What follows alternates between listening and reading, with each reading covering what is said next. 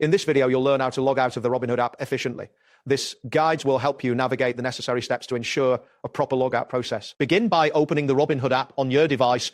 Once the app is fully loaded, you should see the main investment dashboard. This is where you can view your portfolio and access various features of the app. Next, locate the account icon, which is typically represented by a person's silhouette or your profile picture.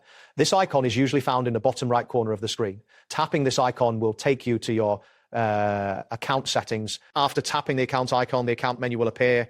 Look for the option labeled account within this menu. Selecting this option will lead you to a new screen that contains various account related settings and information. Once you are on the account settings page, scroll through the options until you find the logout button. This button is usually located near the bottom of the menu for easy access. Tapping logout will prompt the app to confirm your action. After you select logout, a confirmation prompt may appear asking if you're sure you want to log out.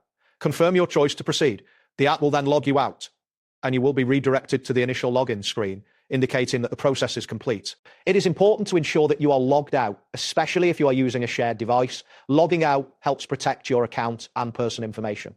If you encounter any issues, verify your internet connection, as a weak connection may cause delays in the logout process.